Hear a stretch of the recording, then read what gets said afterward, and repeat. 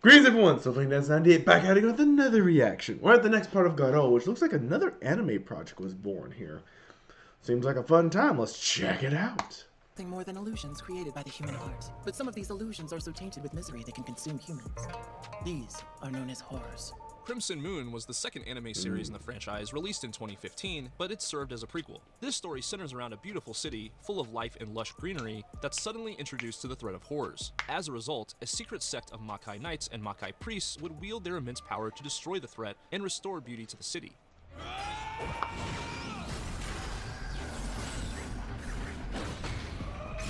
Taking place during Japan's Heian era, this story featured real-world characters who were actually alive during this time.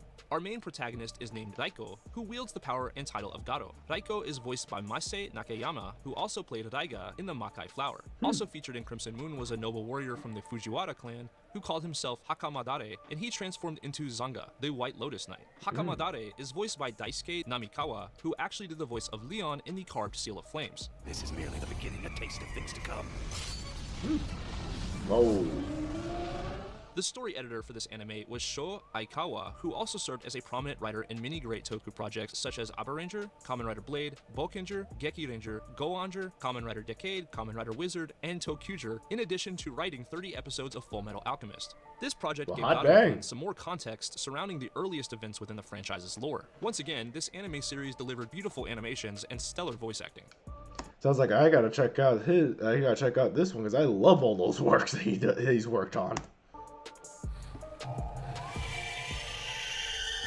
Closing out 2015 was Biku Darkness Slasher, also known as Biku the Movie, a spin-off set after the events of the Makai Flower. Biku is a darkness hunter with the ability to weed out corruption and evil that hides within the Makai Order. Throughout this film, we see her investigate and prosecute this corruption, and use her abilities as a Makai priestess to accomplish her goals. Biku herself was played by Sayaka Akimoto, who also appeared in Ultraman Saga.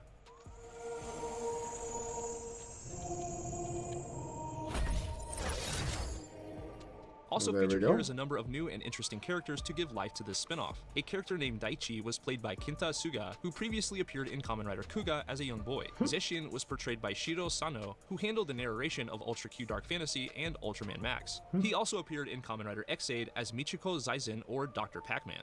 Azusa was played by Kazue Ito, a prolific Toku actress who appeared in many projects such as Kamen Rider V3, Go Ranger, Geki Ranger, Shinkenger, and Kira Major. Dang. That's quite the resume on her. This project offered fans a chance to learn more about the characters and world within Raiga's continuity, with a different tone and style compared to the mainline GARO projects.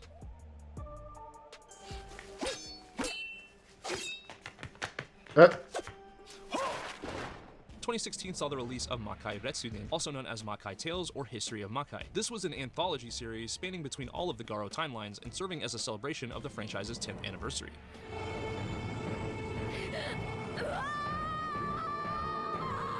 Largely serving to provide context to the state of the world between Koga's timeline and Ryuga's, this miniseries shifted between settings with ease and made this universe feel more connected than ever before. Always good to have that. This project was heavily focused on fan service, with many of the franchise's most well-known characters returning once again. Whoa. Makai Retsunen was a fitting anniversary celebration that honored Garo's legacy in an interesting way. Oh, another anime one. In 2016, a GARO animated film was released that was called Divine Flames, and this was a direct sequel to the carved Seal of Flames, that followed Leon and Alfonso 4 years later. Hope is the source of our true power, what we stand for. After Mendoza was defeated, the Makai Order was finally free from persecution and starting to rebuild. It's finally peaceful, but the Order knows that this is only temporary. Leon's half-brother Roberto trains to wield the power of Zoro, the Shadow-Cutting Knight. Leon trains him incredibly hard in order to make him as strong as possible. What it means to be a Makai Knight, what it means to be the Golden Knight. GARO! After Roberto is kidnapped for the purpose of being sacrificed, the protagonist launched a two-tier operation to rescue him, resulting in peak action and drama. After great struggle, Leon, Alfonso, and their allies are ultimately successful. This film was a great continuation of Leon and Alfonso's story, and it looked amazing once again. No kidding. Looks awesome. Ooh, what's this one?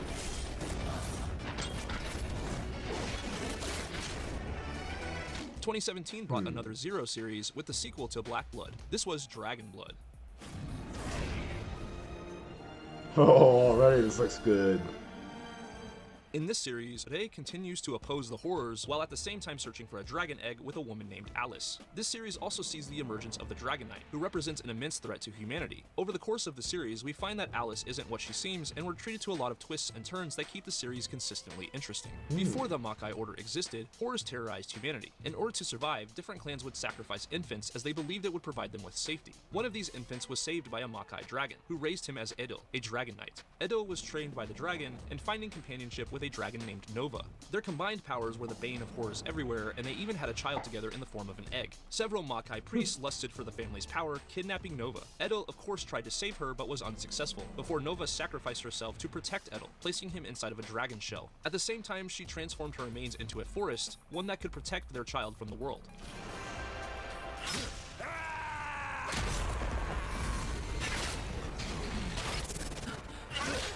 In present day, two Makai priests release Edel, who thirsts for revenge against humanity, killing the priests in the process before setting his sights on the dragon egg. Alice had come across the egg previously before the Makai priest took it from her, and now she lives her life in dedication to finding it once again. With Zero's help, Alice is successful, despite being kidnapped by Edel in the process. Eventually the egg would hatch to reveal a dragon named Loop. Edel would do his best to manipulate Alice and Loop into doing his bidding, and this led to an explosive final act full of action, emotion, and loss, with neither Alice or Loop surviving the conflict.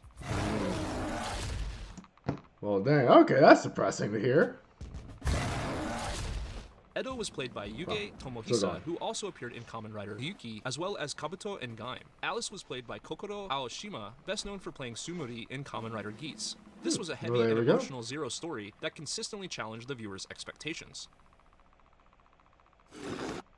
Oh, another anime. Okay. We'll stop it here. That was a good chunk of GARO products right there. I tell you what. Yeah, GARO seems like a fun time. I gotta get into watching the anime parts. Because I've started to watch a few episodes, and I won't lie, they were right. It's pretty good. But that's neither here nor there. If you guys want to see me react to a couple of the GARO fight scenes, or maybe some GARO henshins or something like that, let me know. Love to see what you guys think of this series as a whole. You guys take care. I'll see you on the next video. Bye!